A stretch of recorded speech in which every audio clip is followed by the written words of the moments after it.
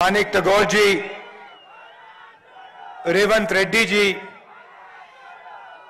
भट्टी विक्रमार्का मालू जी, मधु याक्षी जी, जीवन रेड्डी जी, दिग्विजय सिंह जी, जयराम रमेश जी, उत्तम रेड्डी जी, जाना रेड्डी जी, हनुमंत राव जी, पुन्नला लक्ष्मिया जी, मुनियप्पा जी, सुब्बीरामी रेड्डी जी, स्टेज पे कांग्रेस पार्टी के सीनियर नेता, हमारे प्यारे कार्यकर्ता, भाइयों और बहनों, प्रेस के हमारे मित्रों, आप सबका यहां बहुत बहुत स्वागत, नमस्कार।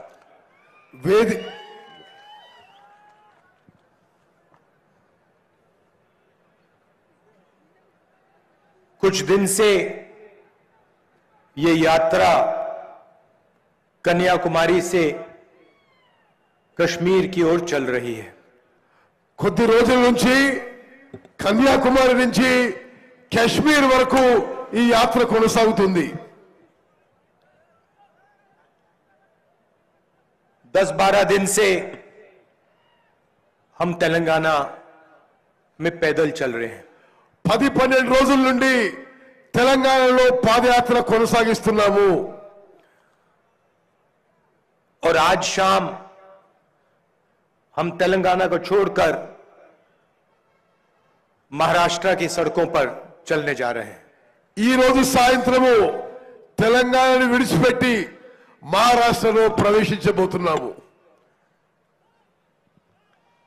खुशी हुई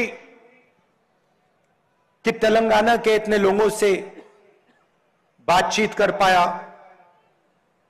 हाथ मिला पाया, गले लग पाया। చాలా दुख हो रहा है कि आज हम तेलंगाना को छोड़कर आगे बढ़ रहे हैं, महाराष्ट्र जा रहे हैं। చాలా సంతోషం। తెలంగాణలో చాలా మంది మాట్లాడి చేతులు కలిపి కౌగలించుకొని ఇంత లక్షల మంది కలవడం ఎంతో సంతోషం। ఈ రోజు తెలంగాణలో విడిచిపెట్టి మహారాష్ట్రలోకి పోవడం కొంత దుఃఖం అని కూడా మనం చేస్తున్నాను। हमारे कार्यकर्ताओं ने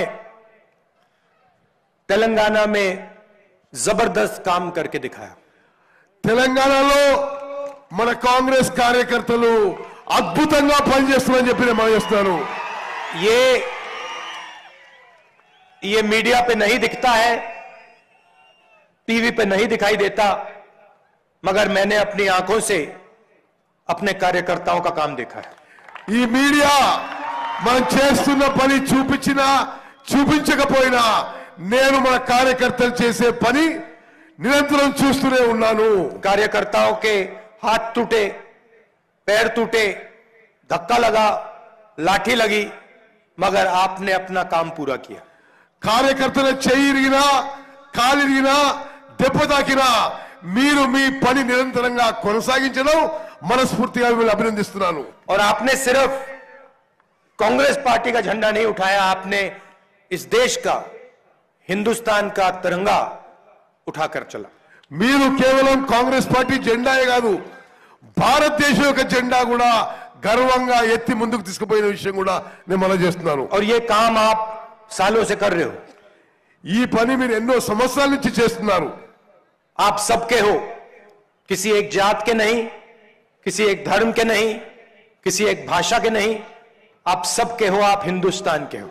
మీరందరూ భారతదేశ వాసులు, ఏ కులానికో మతానికో వర్గానికో భాషకో చెందిన వాళ్ళు గారు, మీరందరికీ చెందిన వాళ్ళు మీరు అని చెప్పి పనిచేస్తున్నారు। तो मैं शुरुआत में ही आपका धन्यवाद करना चाहता हूं, दिल से धन्यवाद करना चाहता हूं। ముందుగానే మీ అందరికీ పేరు పేరున ధన్యవాదాలు తెలియజేస్తున్నాను। पहले तेलंगाना आता था, गाड़ी में आते थे, लोगों से मिलते थे, ऐसी पब्लिक मीटिंग होती थी, नेता भाषण करते थे, चले जाते थे। ముందు తెలంగాణ వచ్చినప్పుడు వెహికల్స్ లో వచ్చి స్పీచ్లు ఇచ్చి వెళ్ళిపోయేవాళ్ళు। इस बार मैं और कांग्रेस पार्टी के सब नेता दिन भर आपकी सड़कों पे चले। ఈసారి నేను కాంగ్రెస్ పార్టీకి చెందిన నాయకులందరూ కూడా వీధుల్లో నడుస్తూ తెలంగాణలో మరి ప్రవేశించి నడుస్తూ ముందుకు పోయాం। किसानों से मिले, मजदूरों से मिले, कारीगरों से मिले, आदिवासी, दलित,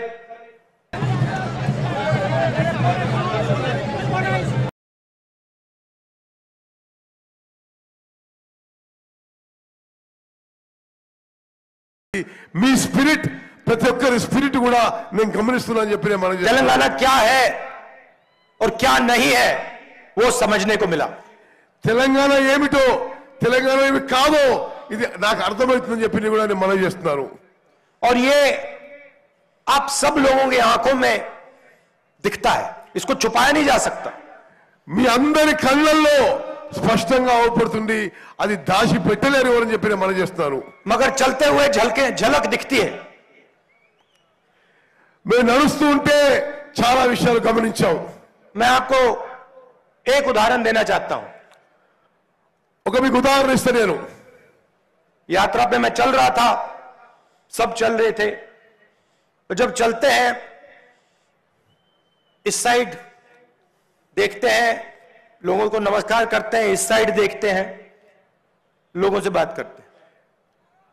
రోడ్డు పొడవులో నడుస్తూ పోతూ ఒక సైడ్ నమస్కారం పెడుతూ ఒక సైడ్ కలుస్తూ మాట్లాడుతూ ముందుకు ఈ పాదయాత్రలో కొనసాగడం జరిగింది। कुछ दिन पहले हम चल रहे थे, मैंने पीछे से अपनी आंख से देखा छोटा सा बच्चा अंदर आने की कोशिश कर रहा था। నడుస్తూ ఉంటే నేను స్వయంగా చూసిన ఒక చిన్న పిల్లవాడు వెనక నుంచి మా దగ్గర రావడానికి ప్రయత్నం చేస్తున్నాడు। काफी भीड़ थी, मैं सोच रहा था इस बेचारे को चोट ना लग जाए। చాలా మంది జనం ఉండే కాబట్టి ఆ పిల్లవానికి దెబ్బ తాకొద్దని చెప్పి నేను కోరుకున్నా। मगर मैंने कुछ किया नहीं, बुलाया नहीं। నేనేం చేయలేదు, ఏం పిలవలేదు కూడా। मैं देखना चाहता था कितना दम है लड़के में। నేను చూడదలుచుకున్నా ఆ పిల్లగానిలో ఎంత సాహసం ఉందో చూద్దాం అనుకున్నాను। क्या ये एक दो धक्के खा के भाग जाएगा या फिर ये कोशिश करेगा। అతను ప్రయత్నం చేసి మా దగ్గరకు వస్తాడా లేదా ఒకరిని దెబ్బలు తిని వెనక్కి పోతాడా అని చెప్పి నేను జాగ్రత్తగా గమనిస్తున్నాను। तो एक प्रकार से मैंने उसका टेस्ट लेने की कोशिश की। అతన్ని టెస్ట్ చేయడానికి ప్రయత్నం చేసిన నేను।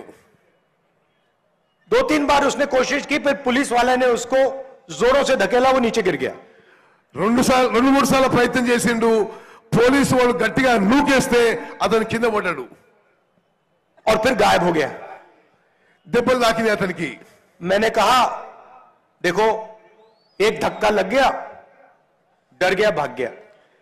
నేను చెప్పిన కింద పడ్డాడు, మరి భయపడి వెళ్ళిపోయిందని చెప్పి నేను మనం చేసిన। 5 मिनट बाद मैंने उसी चेहरे को सामने देखा, वो वापस आ गया। అదే మొహాన్ని నేను మళ్ళీ ముందు చూశాను। इस साइड फेल हुआ, धक्का लगा, छोटा सा बच्चा, उसको मारा, गिरा दिया, सड़क पे गिरा, छिल गया होगा। 2 मिनट के चला गया, दूसरी साइड से फंसा। ఆ చిన్న పిల్లవాడు నూకేస్తే కింద పడి దెబ్బలు తాకినా మళ్ళీ వేరే సైడ్ నుంచి ముందుకు రావడం నేను గమనించాను। मैंने कहा थोड़ा और इसको टेस्ट करता हूं। నేను అతను ఇంకొంచెంసేపు పరీక్ష చేద్దాం అనుకున్నాను।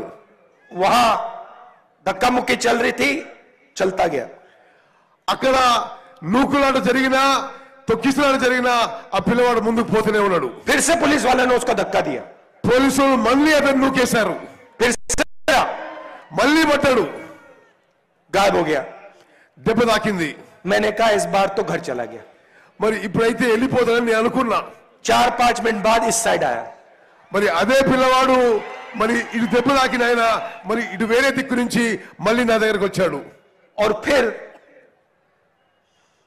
जादू से पता नहीं कैसे मेरे साइड पे आ गया।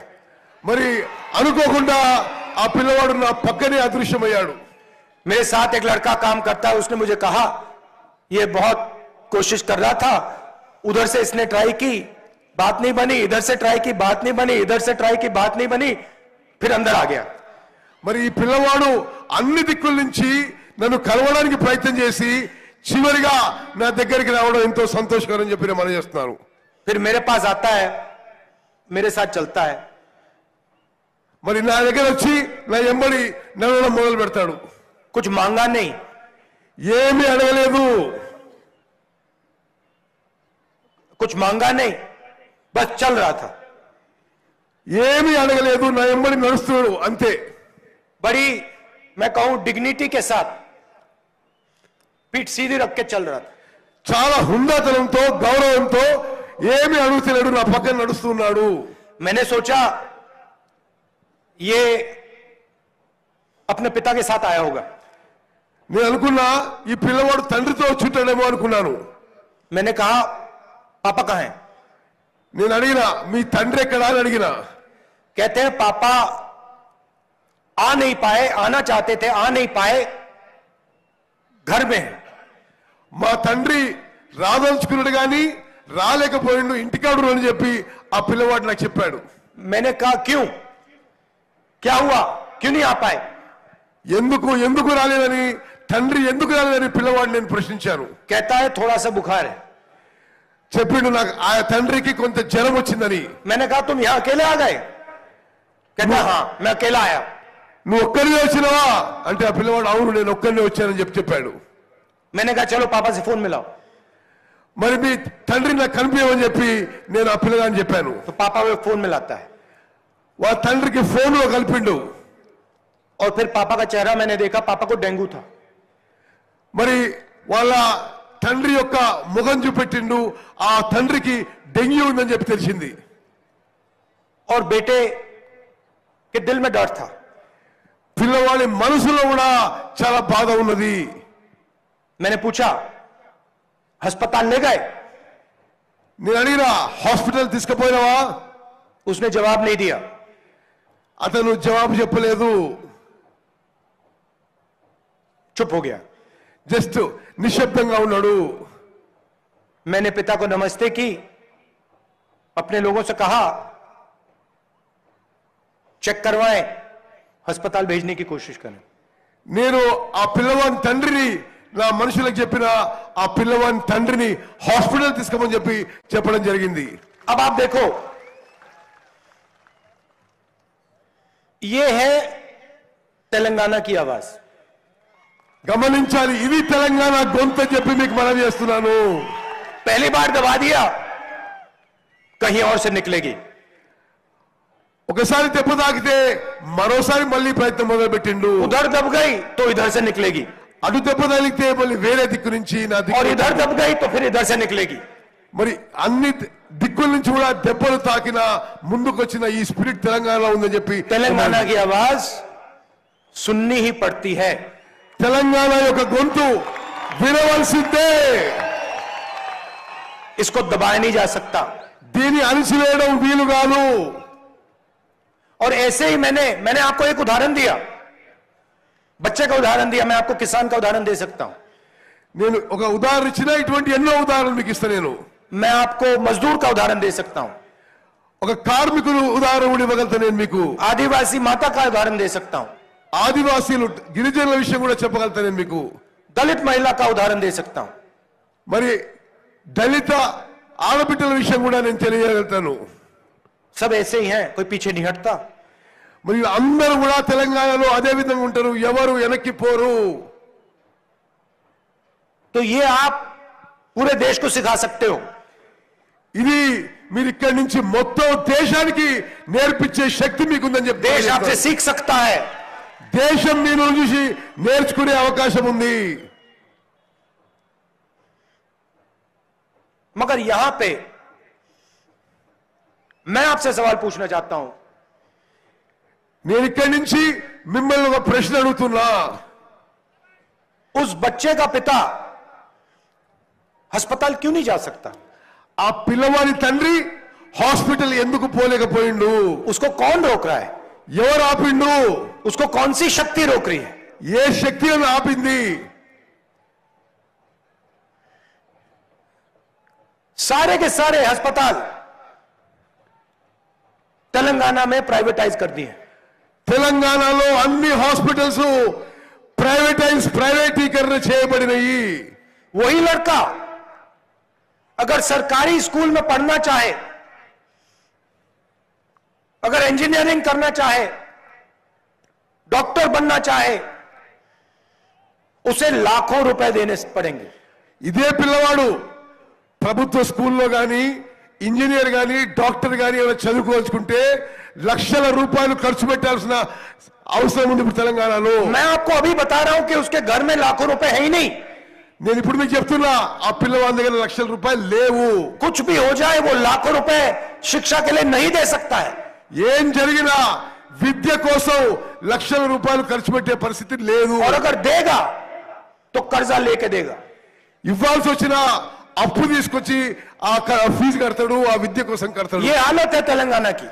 ఇది తెలంగాణలో ఉన్న పరిస్థితి. किसी भी युवा से पूछो, आपको कहेंगे कि शिक्षा के पूरे सिस्टम को तेलंगाना की सरकार ने खत्म कर दिया है, बेच दिया है. మీరు ఎవరినైనా అడగండి, తెలంగాణలో విద్యా వ్యవస్థని నాశనం చేసిండ్రు, అమ్మేసిండ్రు టీఆర్ఎస్ ప్రభుత్వం అని చెప్పి మనం చేస్తున్నా. और जो आपने सपना देखा था, जो उस बच्चे ने सपना देखा था, उस सपने को आपकी ही सरकार ने नष्ट कर दिया, खत्म कर दिया. మీరు తెలంగాణలో ఏ కళ అయితే కన్నారో అటువంటి కళను ధ్వంసం చేసింది ఈ టీఆర్ఎస్ ప్రభుత్వం అని చెప్పి మనం చేస్తున్నాను. मैं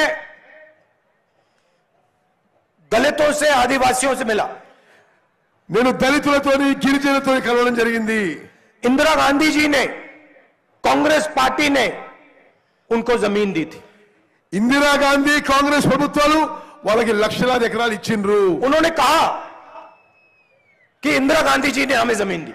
వాళ్ళతో అన్నారు ఇందిరాగాంధీ మాకు భూములు ఇచ్చిందని చెప్పి వాళ్ళే అన్నారు నాతోని. उसके बाद यूपीए की सरकार ने उनको ट्राइबल बिल दिया.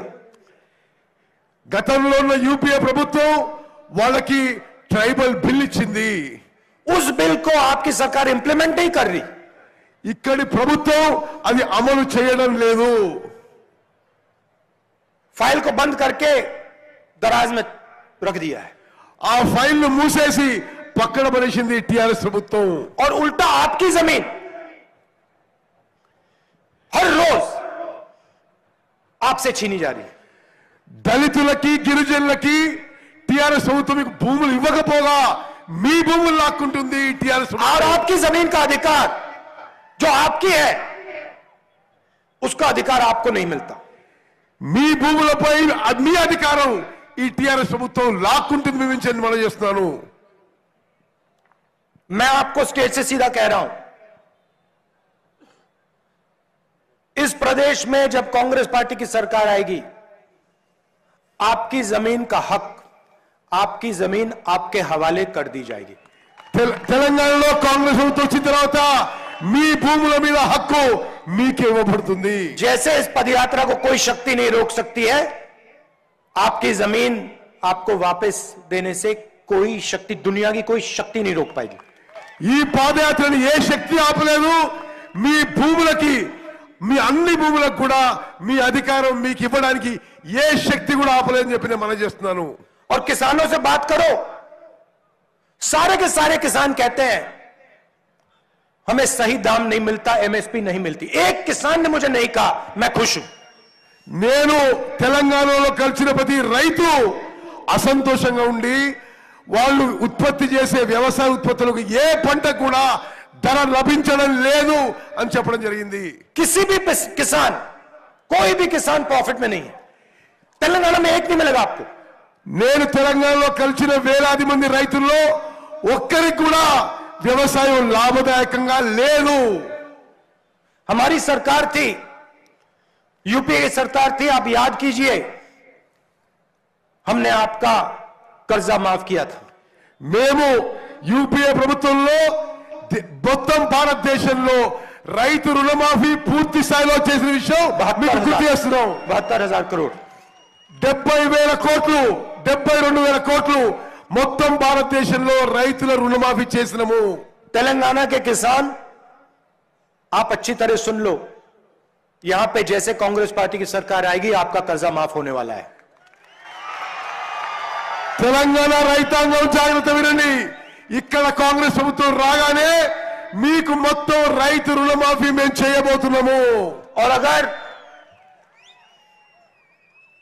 आप दाम देखना चाहते हो, एमएसपी देखना चाहते हो, रेवंत रेड्डी जी के पास लिस्ट है, क्या दाम आपको मिलने वाला है वो लिस्ट उनसे दे लो आप। అన్ని పంటలకి పిసిసి ప్రెసిడెంట్ రేవంత్ రెడ్డి గారు మీకు చెప్తారు, అన్ని పంటలకి మంచి మద్దతు ధర ఇవ్వబోతున్నాము। उससे 1 रुपया कम नहीं, దాని నుంచి ఒక్క రూపాయి కూడా తక్కువ చేయకుండా మద్దతు ధరకి కొనుగోలు చేయబోతున్నాము। यहां पे सुबह आपके चीफ मिनिस्टर इरिगेशन प्रोजेक्ट्स का पैसा देखते हैं, ఇక్కడ ముఖ్యమంత్రి పొద్దున పూట ఇరిగేషన్ ప్రాజెక్టులలో కమిషన్ల గురించి లంచాల గురించి ఆలోచన చేస్తుంటాడు। रीशेड्यूल करते हैं ఆ ఇరిగేషన్ ప్రాజెక్టులని రీషెడ్యూల్ రీడిజైన్ చేస్తుంటాడు। और रात को शाम को कंप्यूटर पे धरनी पोर्टल खोलते हैं। రాత్రిపూట ఈ ముఖ్యమంత్రి ఆయన కంప్యూటర్ మీద ధరణి పోర్టల్ తెరుస్తాడు। कहां से कितना पैसा मिल रहा है वो देखते हैं, ఎక్కడి నుంచి ఎన్ని పైసలు ఎవరికి వస్తున్నాయని గమనిస్తాడు। कौन से किसान, कौन से दलित, कौन से आदिवासी से जमीन छीनी जा रही है, पूरी पूरी लिस्ट उनके पास। ఏ రైతు దగ్గర, ఏ దళితుడి దగ్గర, ఏ గిరిజన దగ్గర భూములు లాక్కుందామో అని ఆలోచన చేస్తాడు। इससे तेलंगाना को कोई फायदा नहीं हो रहा है, దీనివల్ల తెలంగాణకి ఏమీ లాభం జరగడం లేదు। इससे तेलंगाना के युवाओं को रोजगार नहीं मिल रहा है, దానివల్ల తెలంగాణ యువతకి ఉద్యోగాలు ఉపాధి కల్పించడం లేదు। किसानों को फायदा नहीं हो रहा है, गरीबों को फायदा नहीं हो रहा है, రైతులకి నిరుపేదలకి ఏమీ లాభం జరగడం లేదు। चुने हुए लोगों की सरकार चल रही है और पूरा का पूरा फायदा 5-10 लोगों को मिल रहा है। ఈ ప్రభుత్వం ఒక 5-10 మందికి లాభం కలిగించడానికే ఈ టిఆర్ఎస్ ప్రభుత్వం నడుస్తున్నది। दूसरी तरफ नरेंद्र मोदी जी हैं। మరి వేరే పక్కన ఢిల్లీలో నరేంద్ర మోదీ ఉన్నాడు। अच्छा, ये दोनों मिलकर काम करते हैं, నరేంద్ర మోదీ కేసీఆర్ కలిసి పనిచేస్తున్నారు। लोकसभा में बैठता हूं, कोई भी बिल नरेंद्र मोदी जी लाते हैं, पूरा का पूरा समर्थन टीआरएस देती है। నేను లోక్సభ సభ్యుడిగా చెప్తున్నా, నరేంద్ర మోదీ ఏ చట్టాన్ని పార్లమెంట్ లో తీసుకొచ్చినా కేసీఆర్ టీఆర్ఎస్ పార్టీ నరేంద్ర మోదీకి పార్లమెంట్ లో మద్దతు పలుకుతున్నారు। जब किसानों के खिलाफ नरेंद्र मोदी जी 3 काले कानून लाए, टीआरएस ने अपना पूरा समर्थन दिया। పార్లమెంట్ లో రైతు వ్యతిరేక చట్టాలు నరేంద్ర మోదీ తీసుకొచ్చినప్పుడు కేసీఆర్ టీఆర్ఎస్ పార్టీ ఎంపీలు నరేంద్ర మోదీకి మద్దతు పలికిండ్రు। सारे के सारे विपक्ष की पार्टियों ने बिल के खिलाफ खड़े हो गए, टीआरएस मोदी जी के साथ। ఈ రైతు వ్యతిరేక చట్టాలపై ప్రతిపక్షాలు అన్ని వ్యతిరేకించిన టీఆర్ఎస్ పార్టీ నరేంద్ర మోదీ పక్షాన్ని నిలబడ్డది। तो दोनों एक साथ काम करते हैं, ये आप भूलिए मत। బీజేపీ టీఆర్ఎస్ నరేంద్ర మోదీ కేసీఆర్ కలిసి పనిచేస్తారు, ఎప్పుడు మర్చిపోవద్దు మీరు। काम क्या है?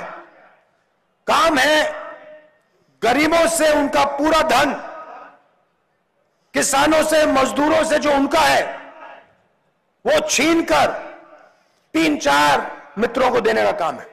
వీళ్ళిద్దరు కూడా రైతుల నుంచి సామాన్య ప్రజానికారించి వాళ్ళ ఆస్తులు ధనం గుంజుకొని 2-3 వ్యాపారవేత్తలు, బడా వ్యాపారవేత్తలకు దానం చేస్తున్నారు। इधर इरिगेशन प्रोजेक्ट्स और धरनी पोर्टल, ఇక్కడనేమో ఇరిగేషన్ ప్రాజెక్టులు, ధరణి పోర్టల్। दूसरी तरफ नरेंद्र मोदी जी हिंदुस्तान के पूरे पब्लिक सेक्टर को प्राइवेटाइज करने में लगे हैं। అక్కడ నరేంద్ర మోదీ భారతదేశం యొక్క ప్రభుత్వ రంగ సంస్థలు అన్ని కూడా ప్రైవేటీకరణ చేస్తున్నాడు। ఇక్కడ కేసీఆర్ ఇరిగేషన్ ప్రాజెక్టులు, ధరణి పోర్టల్ ద్వారా లాభపడుతున్నాడు। BHEL, रेलवेज, जहां भी ये पब्लिक सेक्टर देखते हैं वहां प्राइवेटाइज करने की कोशिश करते हैं। BHEL లాంటి సంస్థలు, రైల్వే లాంటి సంస్థలను ప్రైవేటీకరణ చేస్తున్నారు నరేంద్ర మోదీ। और फिर 2 काम इन्होंने किए जिसने हिंदुस्तान की जो रोजगार बनाने की रीढ़ की हड्डी है वो टूट गई।